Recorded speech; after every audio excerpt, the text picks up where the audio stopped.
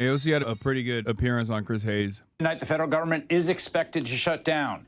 It'll be the first government shutdown since the last time Donald Trump was president. A new poll by NPR, PBS, and Marist shows that if the government does shut down tonight, which we fully expect, Americans would blame Republicans more than Democrats, with 38% of respondents blaming Republicans, 27% blaming Democrats, and 31% blaming both parties. Meanwhile, the president today said from the Oval Office that Democrats are to blame, warned that he would use a shutdown to his political advantage. A lot of good can come down from shutdowns. We can get rid of a lot of things that we didn't want, and they'd be Democrat things. Congresswoman Alexandria Ocasio-Cortez, a Democrat in New York. She's executive board member of the Congressional Progressive Caucus, and she joins me now. Congresswoman, it does look like we are headed towards a shutdown. What do you see as the Democratic strategy and message here for a government funding bill? I mean, Chris, we're here to help people. We are here in the midst of this destruction of the federal government, the federal safety net, $1 trillion eviscerated from people's health care, their Medicare, their Medicaid in this country, with prices that are skyrocketing and life becoming completely untenable for the American people. We are here to try to be a backstop and to be that backstop, which is what the American people have elected us to do. So right now there's this sort of back and forth about the... Bro.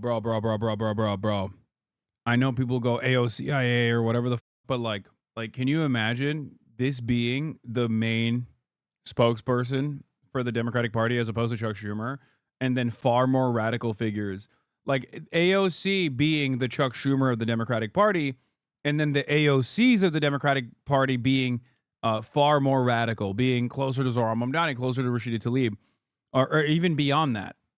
Like, imagine a world like that. Because that would be the competent Democratic Party, okay? That would be the competent Democratic Party. That would be a real, true left flank party. Look at the way she's talking around this. Like, stop teasing me. I will never stop teasing you. Tax credits. And there's kind of a strange dynamic that I want to get your sense of, right? Because at one level, negotiating over the ACA tax credits is important. I mean, there are people who are going to see their premiums go up 15, 20%. Like, huge amounts are going to spike. Republicans don't like these extenders. Democrats do. They think it's good for people. But that's fully in the lane of, like, normal politics.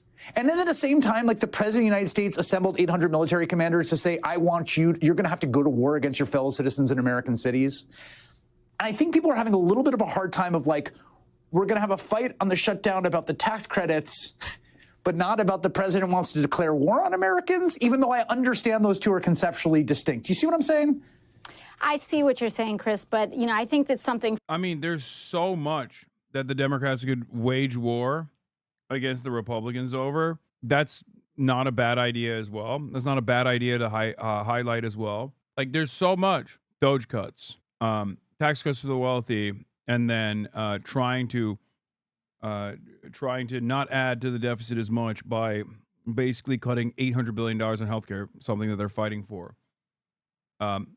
Mass kidnappings taking place in every American city. ICE now having more power than they ever have had at any point since its inception in 2001 or 2003. No, 2001, right?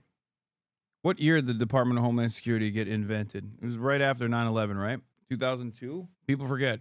They think ICE has been around. To really set the record straight here on, this is not a fight over tax credits. This is a fight over your ability to go to a pharmacy. Why is the left letting this happening? This is incredibly frustrating. Why is the left not pushing back? What are you talking about? We're literally watching a prominent Democrat push back. Do you mean, like, what? They are doing that. This is it.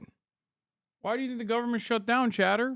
That's the reason. We're watching it. Afford your insulin. We're not talking about just 15 or 20% increases in people's premiums. Tomorrow, healthcare companies, and today, healthcare companies are finalizing the premiums that everyday Americans are going to be paying. And we are talking about a doubling of monthly healthcare premiums, not even including your deductible, in terms of what people are going to be paying next year because of $1 trillion in Medicaid cuts that were put together earlier this year. And I don't know about anybody else, but I do not think that this is just about a tax break or a small tax extender. This is about fighting not just on tax breaks, community health centers, and ensuring that we have a stability of the American healthcare system. Yeah, it's about protecting rural hospitals. Like, rural hospitals overwhelmingly rely on Medicaid for funding. Nursing homes as well overwhelmingly rely on Medicaid for funding, because Medicare coverage lapses beyond nursing homes. For like long-term care, nursing home care, you need Medicaid as well. And it's crazy to me that that's the base of support for MAGA. This is, unironically, the Democrats fighting against the MAGA party at the behest of the MAGA base. What are we doing? That's what's so crazy about it. I don't know anyone who acts like you. What? Cares about the future of this country, no matter how much it seems like everyday citizens don't. No matter how much everyday citizens act out against people like myself for caring about the future of this country, regardless of how hostile the average American is to my position. Okay, this is the last one. This is the Locum Turkish Delight. Bro, everything that I had was bomb, except for the hummus. The hummus was ass. And the arayas or the za'atar wasn't great either. But everything else was bomb. With chicken and rice, I already downed it. And when Republicans use a legislative mechanism to gut the American healthcare system, we have to use a legislative mechanism in order to restore it and to fight for it. Because at the end of the day, you know, people may talk about tax credits this and tax credits that. What they do understand is when you have insulin and you can't afford it. What they do understand is when your kid has chemotherapy or your spouse gets diagnosed with cancer and you go into a hospital and it doesn't get covered. And you have to choose life and death, what this is about. Now, that does not mean that we ignore the abhorrent violation of law and norms and what is happening with our U.S. cities, but we have a broad spectrum of ways and places that we can fight, including our governors, our attorney generals, and our state and municipal leaders, as you just saw. So I just want to make sure I understand this just from your perspective here. So, and I think this is generally the view of congressional leadership as well. You can correct me if I'm wrong. If there was bipartisan compromise, right? If everyone came together, the leaders of the parties, the president, and said, yes, these 5 things, we're going to make sure that these premium supports keep going. We're going to fund community health centers, whatever the sort of asks on appropriation around people's affordable health care. If those were met, Democrats would be a yes. Like, that is the box that this is happening in, as opposed to we can't fund a Department of Justice that prosecutes political enemies or whatever else might be out there.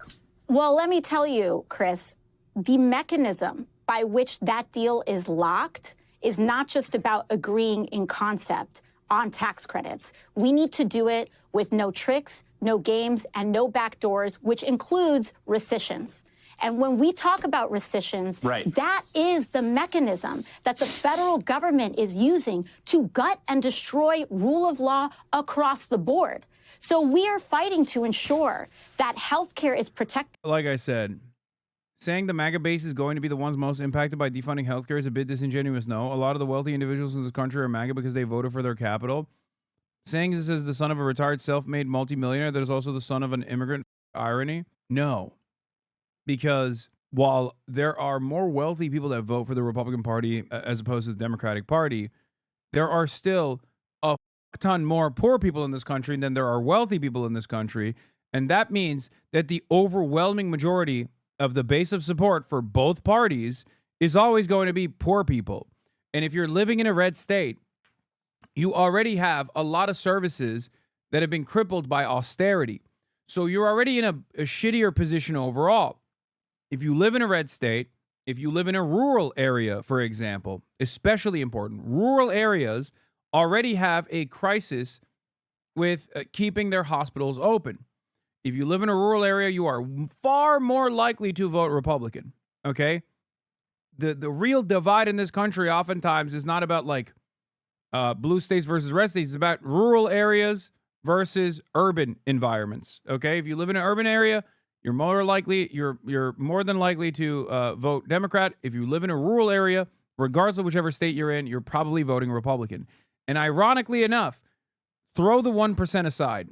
They vote, they vote for either party. They majority vote for the Republicans. Who cares? But when you look at the actual base of support for the Republican Party, that comes from rural areas. And those people are the ones that are getting over the most. Those people are the ones who are going to get harmed even further by this because they already don't have enough hospitals in rural areas and they're slated for closure. And those hospitals already rely on Medicaid to fund itself. Okay? So when they no longer have Medicaid, when rural Medicaid recipients no longer have that Medicaid, they can't go to the hospital and pay for their health care. Then that hospital has to go bankrupt and close. So this quite literally hurts Republicans in rural areas more than anybody else. And that is the base of support that is at the heart of the Republican Party's power. It's so crazy. It's ignorance that makes people vote against their best interests. It's a lack of faith in the opposition party. So I do still blame the Democrats for that make people vote against their best interests. It's racism that makes people vote against their best interests. There are a million different reasons. But right now, the Democrats, as it stands, are the only game in town that is actively trying to defend the MAGA base of support from the MAGA party. It doesn't matter. It doesn't matter what people's opinions are. It doesn't matter what people's politics are. That is the reality. The Republican Party has taken the initiative to hurt its own base. The Democrats are willing to throw bows and force a government to a shutdown in order to protect the MAGA Republicans living in rural areas right now. That is exactly what's going on. And it's obviously not just MAGA Republicans, it's obviously Democrats as well. It's just like the working class Americans. But make no mistake, there is a sad irony to the situation. For every American.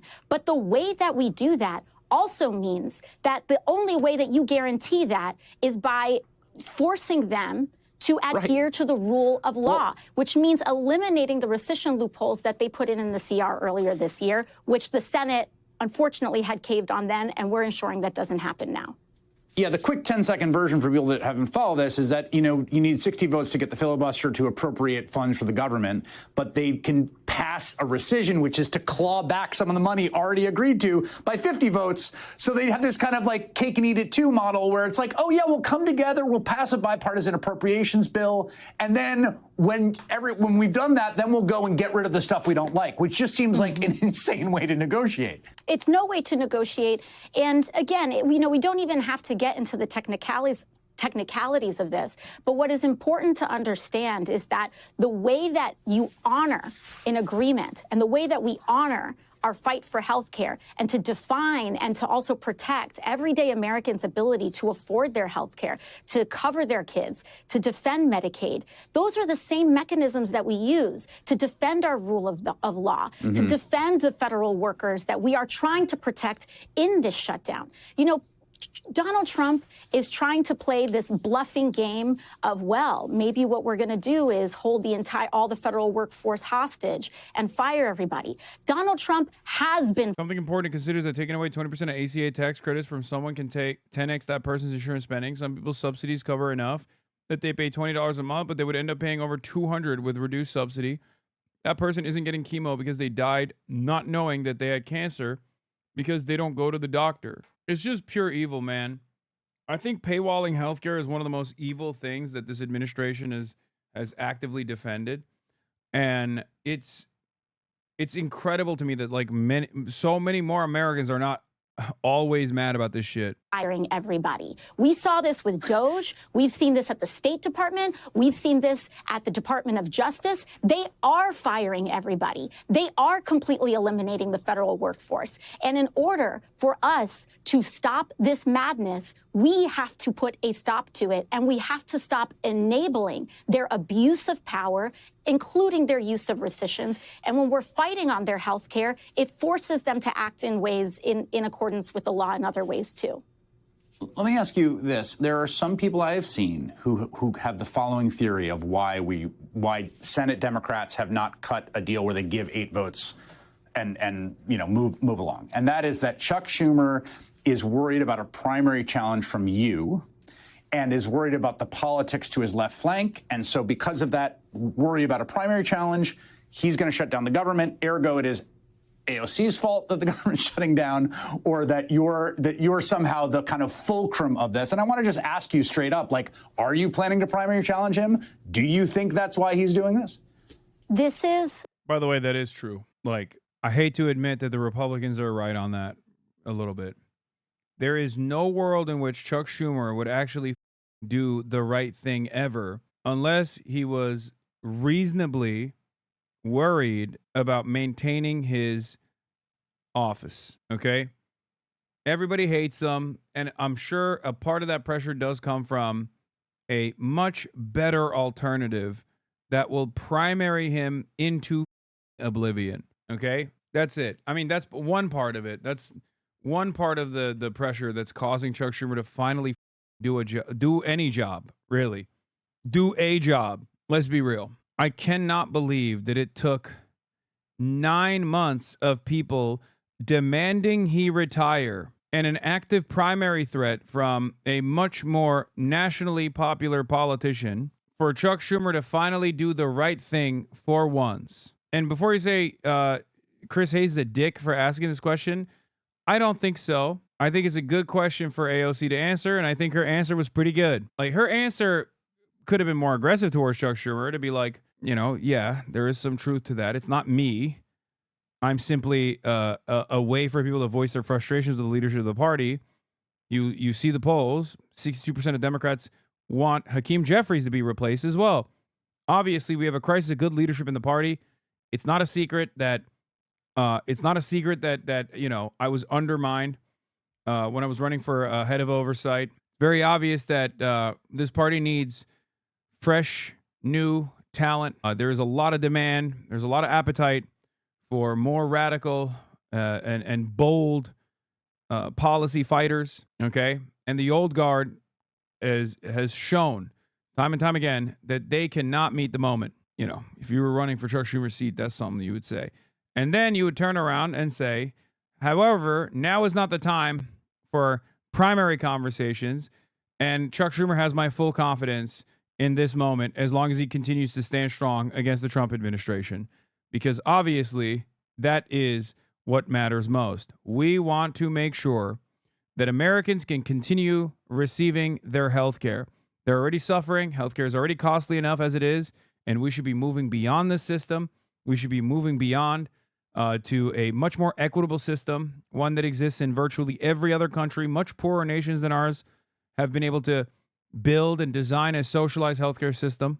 We can do it here as well. But in the interim, right now, Chuck Schumer and myself and every other Democrat that stands strong are there for the American population.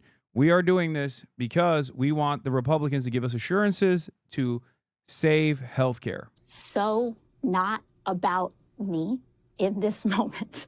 This is about people being able to insure their children.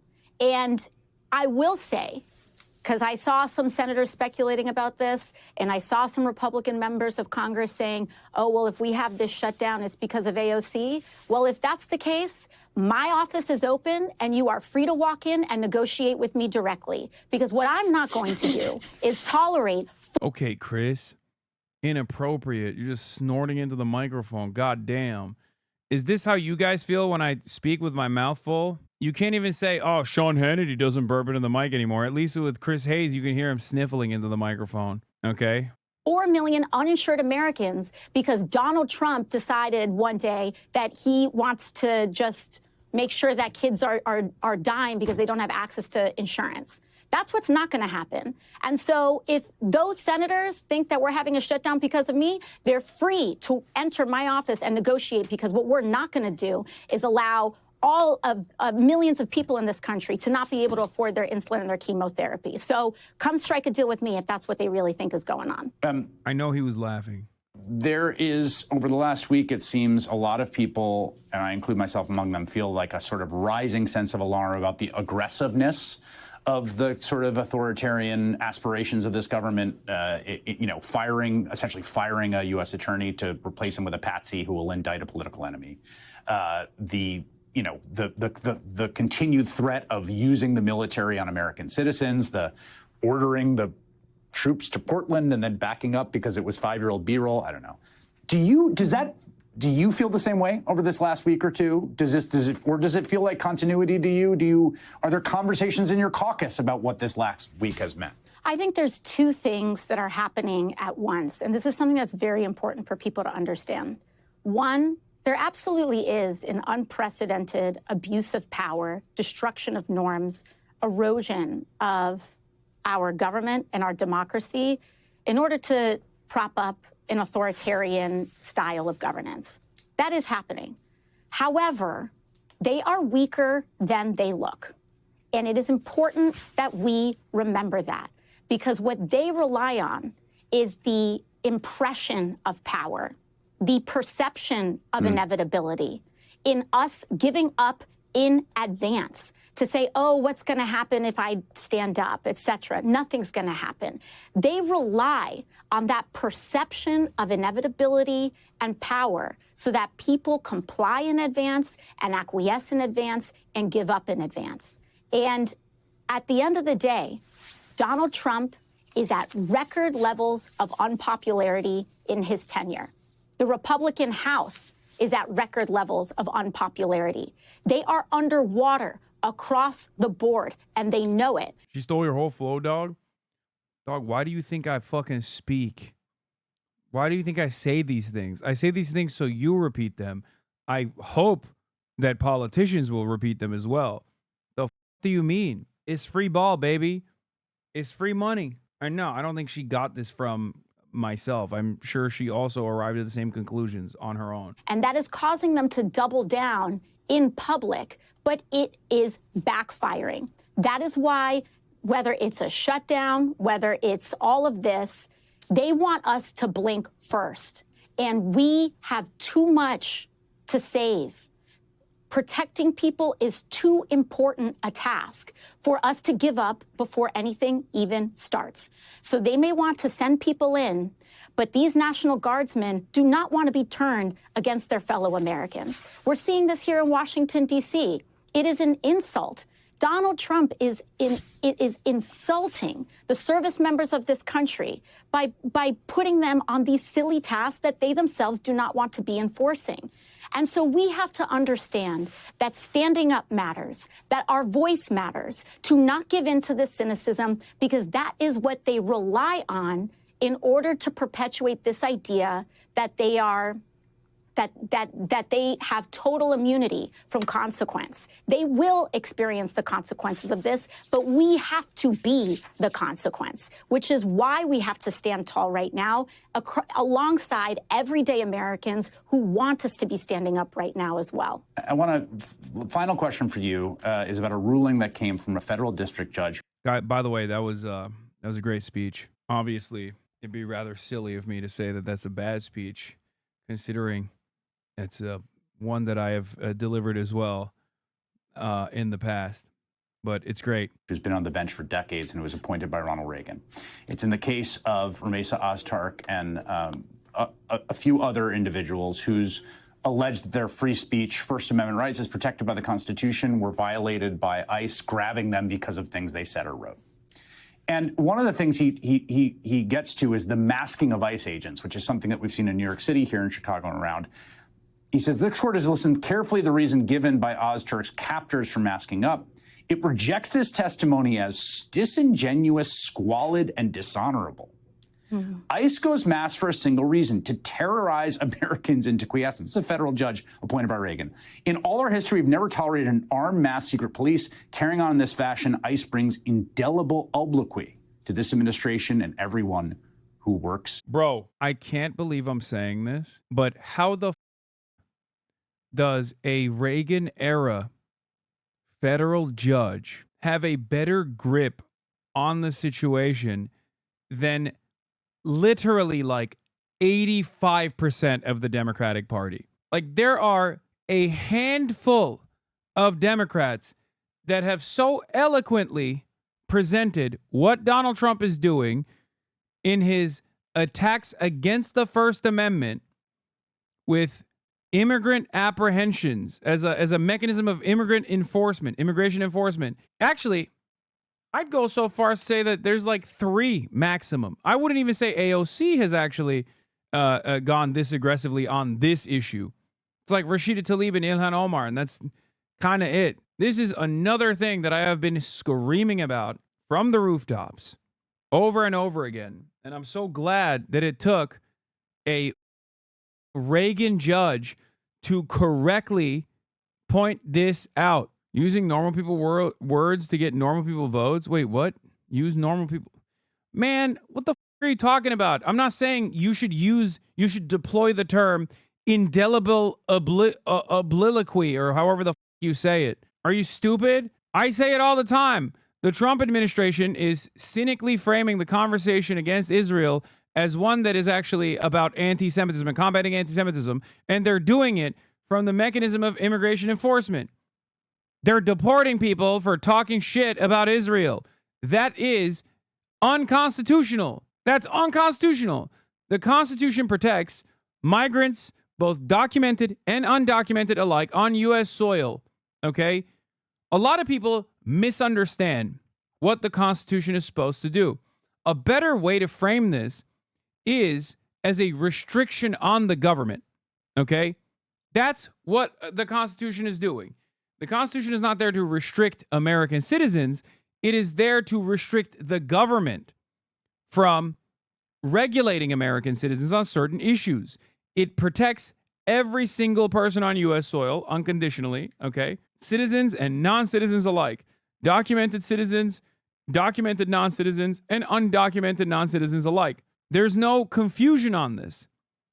And yet, for some weird reason, Democrats haven't been saying this, okay? The whole point of the Constitution is to regulate the government, is to restrict the government. And the Trump administration, as I correctly pointed to early on, even before he actually became president, was going to open up the door to eroding First Amendment protections by starting off with migrants that they thought were more vulnerable because people wouldn't defend them, okay?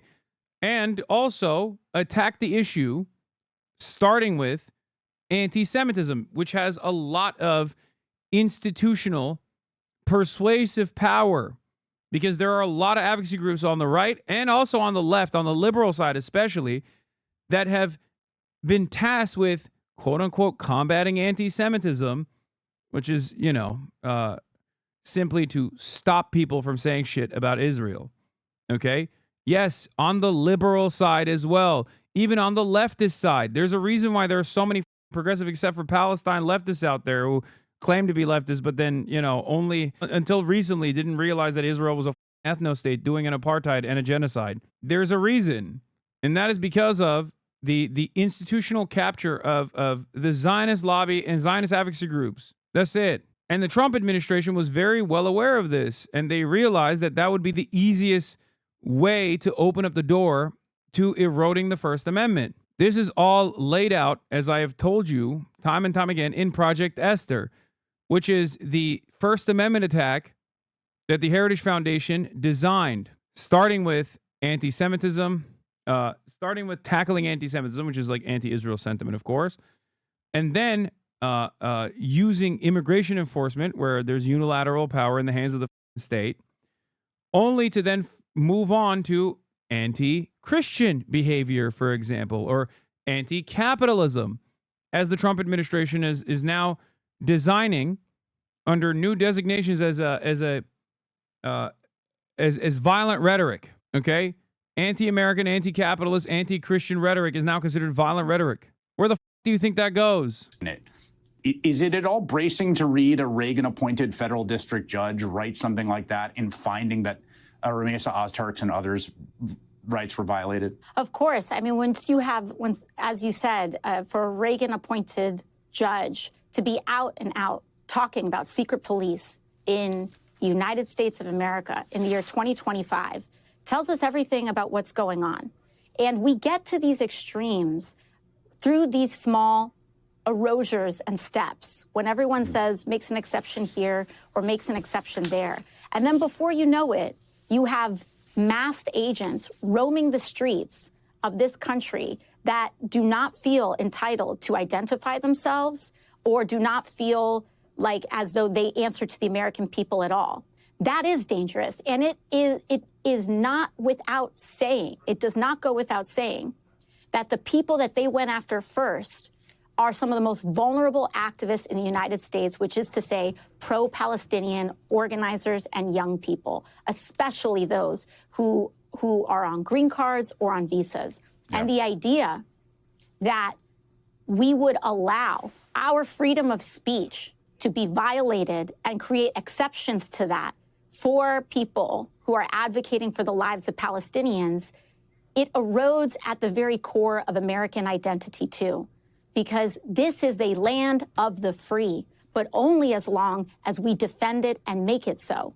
And so we have a responsibility to ensure that that these individuals are protected, including Mahmoud Khalil, who the Trump administration is currently trying to move to deport. Yes, in fact, trying very, very hard as we speak. Congresswoman Alexandria Ocasio-Cortez, thank you for your time tonight. I appreciate it. Of course. Thank you very much.